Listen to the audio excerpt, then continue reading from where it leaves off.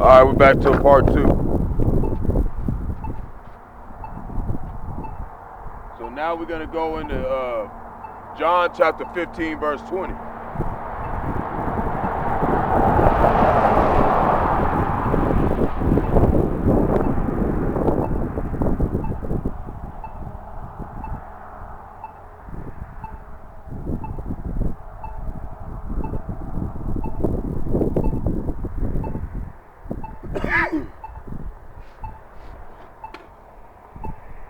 And it reads, remember the word that I said unto you, the servant is not greater than his Lord. If they have persecuted me, they will also persecute you. If they have kept my saying, they will keep yours also. But all these things will they do unto you for my name's sake, because they know not him that sent me. So it's saying, how are we going to not suffer when Yahawashi suffered? You know, he gave his only begotten son. He was slain at the foundation of the earth. We have to suffer to receive salvation.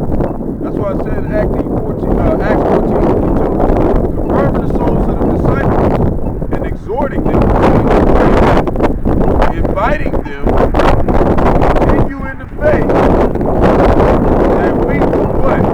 Much tribulation enter into the kingdom of Yahawah. We have to suffer. John chapter 13, verse 16.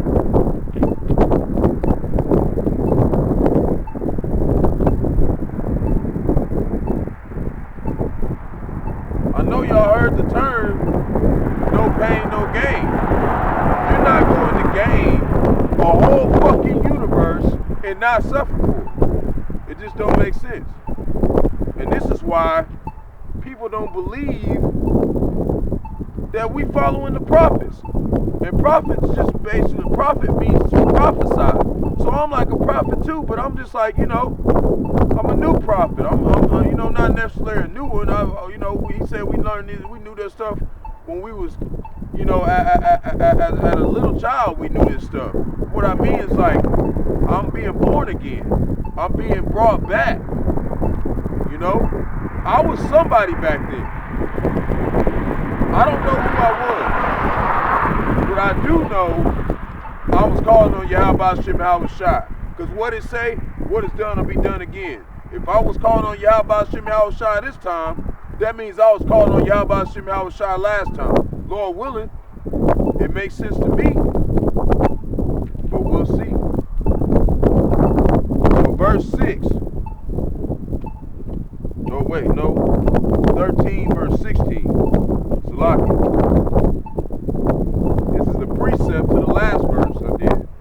Verily, verily, I say unto you, the servant is not greater than his Lord, neither he that is sent greater than he that sent him. And see, that's how you know that there's a separation of Yahawah and Yahawashi. Yahawah sent Yahawashi. You see? So Yahawashi is, you know, he's his only begotten son. Don't get me wrong. What I'm trying to say is that the Lord is separate from him. The Lord is the Ancient of Days. He was there before time existed. You know? And then Yahawashi came when he told him to. He sent him. You know, representing him. You know, it's two different people. You know, that's his son. And we are the sons of the living power because of Yahawashi. That's why would you not want to worship Yahawashi? He the only way that we getting over there. You know?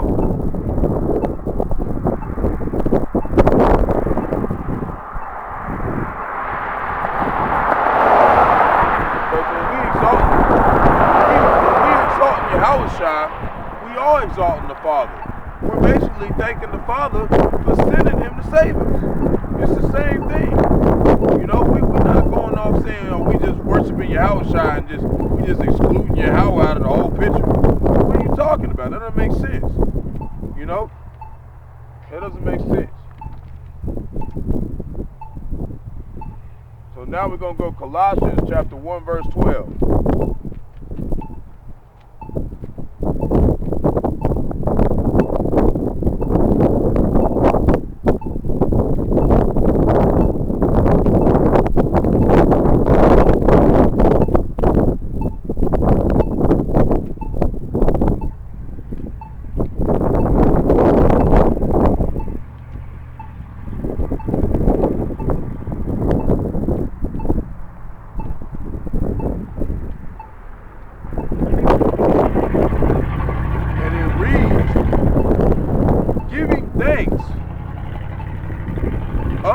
Father, which have made us meet to be partakers of the inheritance of the saints in light, who have delivered us from the powers of darkness and have translated us unto the kingdom of his dear Son. We're going to read 13 real quick before we look up that word in verse 12. In whom we have redemption through his blood, even the forgiveness of sins, who is the image of the invisible God, which is power, the firstborn of every creature. See, he was the firstborn of every creature. So that's why when it talks about I'm the Alpha and the Omega, I'm the first and the last. That's how we know he was Adam, because Adam was the first one to birth in everything. That's how we know he was Adam. But when you really go look into how the apostles explain it to you, when you look up that word in Genesis 1:1, when he created the heavens and the earth, he was saying that that word God was plural. Okay? It was like Yahawah gave Yahawashi a blueprint, and him and the angels went down here and made this. You see? That's what happened.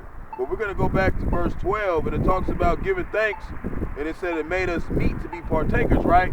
Well, that's not like meat, like M-E-A-T. That's like M-E-E-T. It's a different type of meat.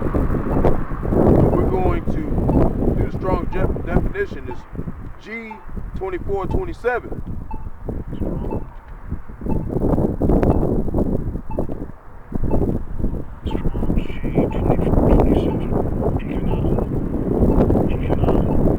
It's like Ikanaho. I think how you say that. It's lucky if I say it wrong. But it says enable to qualify. Okay? Make able. A drumstick? Oh. Sorry, man. I'm just delivering. Oh, that's okay. Thank you, too.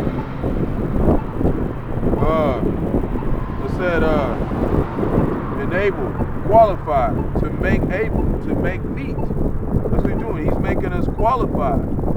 You know, to make sufficient, render fit, to equip one with adequate power.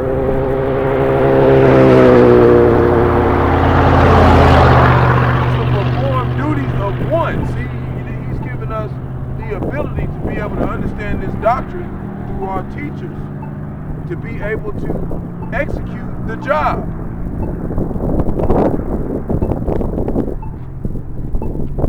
So there's no excuse if you do not do the work. There's no excuse. If you can talk and you can record a video, then there's no excuse. You gotta get it done. You know, this is a light affliction compared to what Yahawashi went through. You know?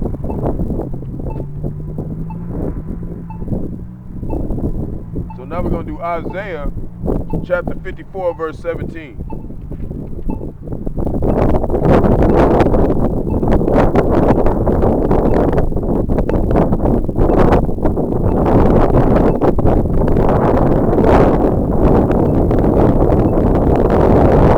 And it reads, no weapon.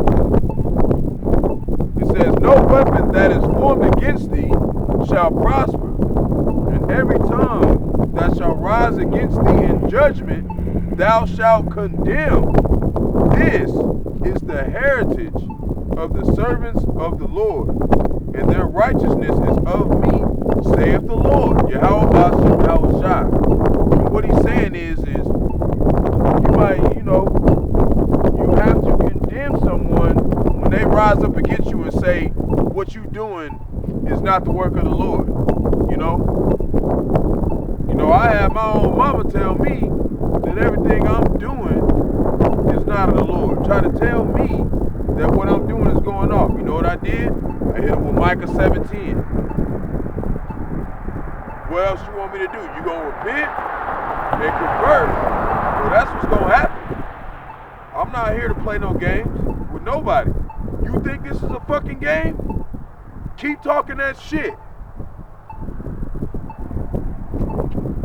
I don't give a fuck, okay? I don't give a fuck who you are, okay? You try to say that Yahawashi and the works that I'm doing for him ain't nothing, I'm gonna hit you with every motherfucking scripture that he tell me to hit your ass with.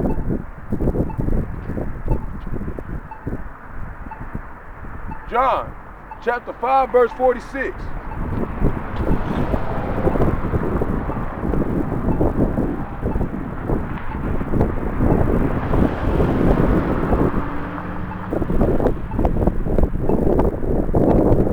Here to play around, man. Okay, we're gonna do the Lord's work over here in this house. We're gonna do the work of the Lord. We're gonna do it right, Lord willing. We're gonna do it right. So,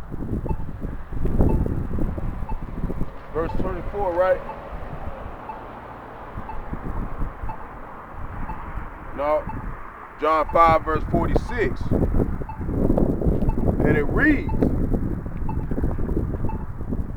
for had ye believed Moses, ye would have believed me, for he wrote of me. See, Moses even wrote about Yahawashi. You see? He wrote about him to come in. And he wrote about these times to come. That he would save the people. But if ye believe not his writings, how shall ye believe my words? So we got all this proof to show in the scriptures. Moses and all these prophets telling you we're gonna come back and stand in our lot in the end of days. We got Daniel talking about it, and he didn't even talking about it. He got commanded by the Lord. He said you're going to stand in your lot at the end of the days, right here at the end of the days. And people still don't believe. So that's why the Lord said, surely he will do nothing but reveal his secrets unto the prophets. He said he ain't gonna do nothing. He just gonna send his prophets. And we standing out on the street every weekend. And the only thing I done heard was you want a free ice cream cone. What the hell? I don't want no free ice cream cone. I want to serve Yahawashi, man. Not really no harm to the guy, but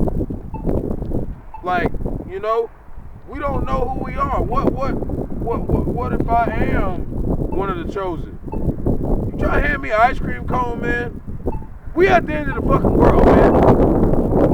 I don't want no damn ice cream cone.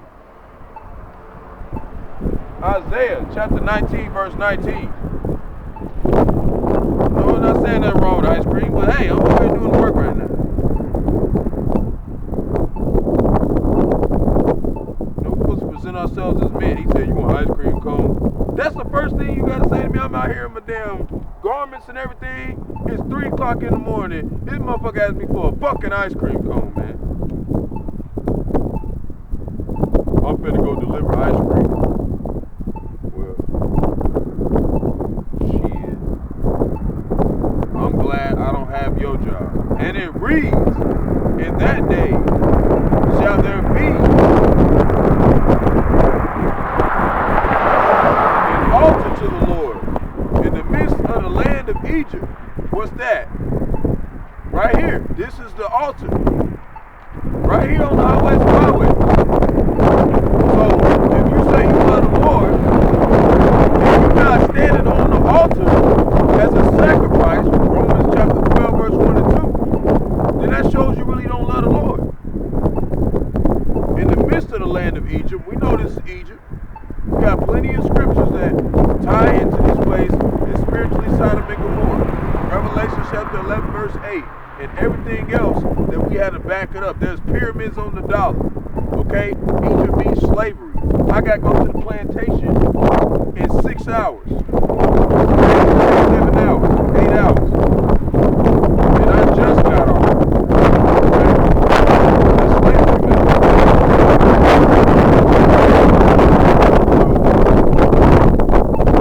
And a pillar at the foot of the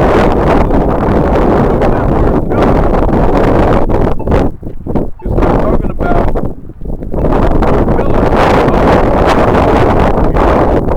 I'm the pillar and all the other objects we're all pillars in the midst of the land of Egypt, waiting on Yahawashi and Rawchaa to come back.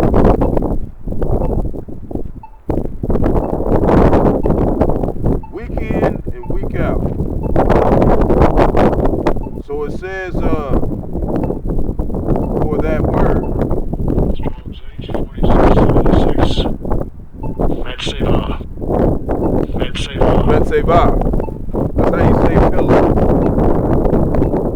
Something stationed, i.e. a column, an analogy, garrison, image, pillar. See, we're an image. And how about standing on the corner and you would ask me for a fucking ice cream cone?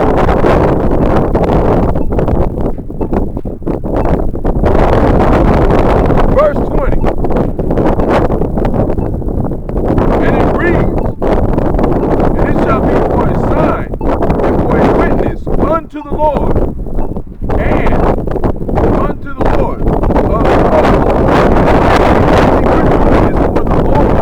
We're not doing this to get free ice cream cones. We're not doing this to get views. We're doing this because the Lord said, do it.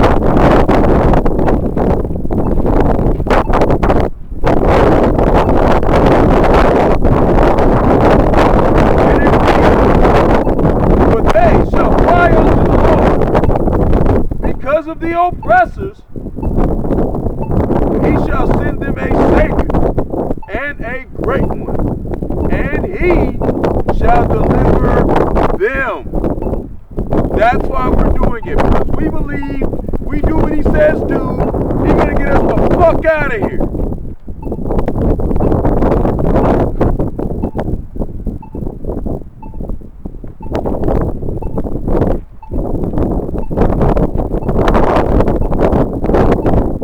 Verse 21, and it reads, and the Lord shall be known to Egypt. See, they're going to know.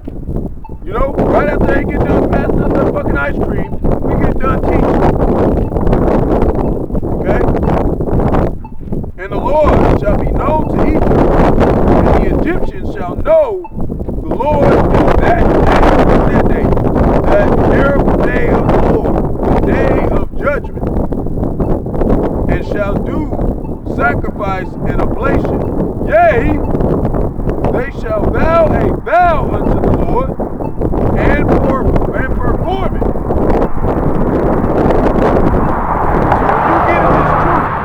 when you get in this truth, and you say you love Yahawah, Bahasham, Yahawashi, you are taking an oath to do his work. You're doing an oath to finish the job. This is personal business to the Lord. It's not something that you just, oh well, you know, I got something going on, or my leg hurt, or, you know, you better find a way to do it. You better find a way to do it. You know, that's how I look at it. You better find a way to do it. Just like when I was listening to Elder Manat talk about his video, it was one Atham who got on there. He said, yeah, this other guy said, hey, you don't do it, Lord gonna kill your ass. And he is gonna kill your ass if you don't do his work. He's gonna kill your ass. Because you swore and vowed to do what he said he's gonna do. If you don't do that shit, he gonna kill your ass.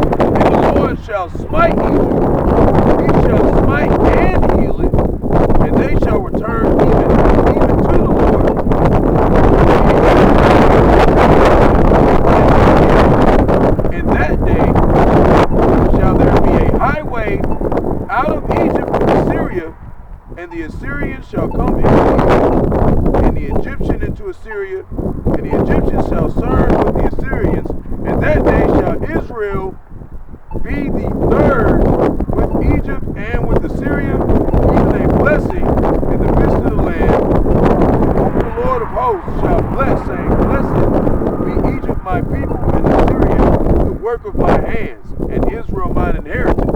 And that's talking about, you know, bringing back the elect nation. You know, and we look like all nations. You know, so we're gonna look like other nations. And I think this is actually talking about how he's gonna have the ones that are supposed to be our enemies protect us. I'm pretty sure. Let me see.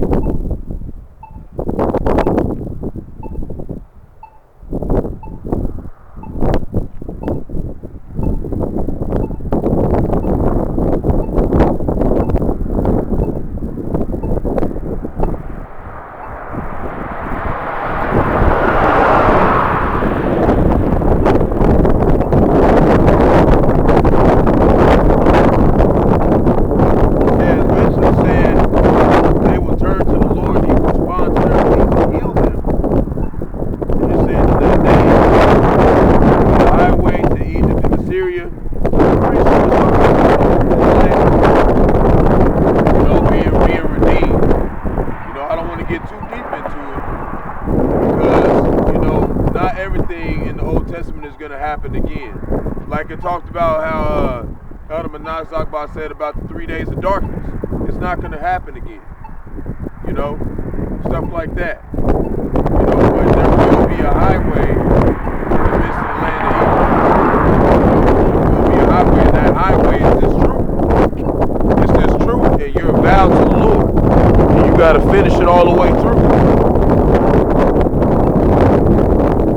You know, but that last part, I'm pretty sure that was talking about the enemies will protect us.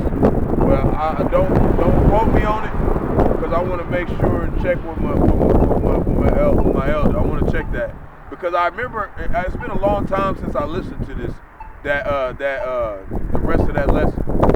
It's been a while since I listened to it, you know. But I wanted to read through it because, you know, I hadn't read it in a minute. But I'm pretty sure that's what it means. I know it means that the elect is going to get saved.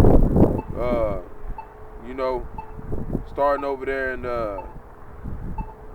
verse 23, but verse 24 and verse 25, you know, I'm pretty sure that's talking about the elect coming together, you know, because we look like all nations, you know. That's still talking about Israel. The whole thing talking about Israel is going to be saved in that day for doing what the Lord told them to do. Now we're going to do Isaiah chapter 30, verse 8.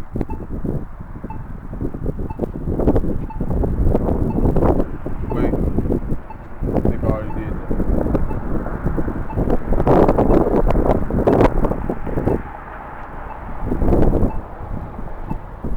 Nope. Yeah, Isaiah chapter 30, verse 8.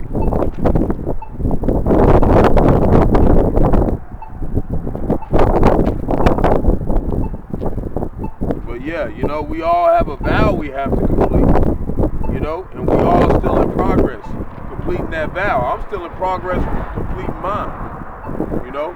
I'm not coming out here acting like I'm some amazing, great teacher. You know, I'm a follower, man. Isaiah chapter 30, verse 8, and this is why it's very important to write notes whenever you're listening to these lessons. You know, maybe you might have something going on at the time and you can't. But you want to go back and do that lesson and write it down, man. The Lord is commanding us to do that. So Isaiah chapter 30, verse 8. Now go, write it before them in a table, and note it in a book, that it may be for a time to come, forever and ever. See? We have to write this stuff down and have account of it. So when we're teaching and going out here and doing this, there ain't going to be no excuse. Verse 9, that this is a rebellious people, lying children, I hear the law of the Lord. See? Which say unto the seers, see not, and to the prophets, prophesy not unto us right things, speak unto us smooth things, prophesy deceits, get out of the way, turn aside out of the path, cause the Holy One of Israel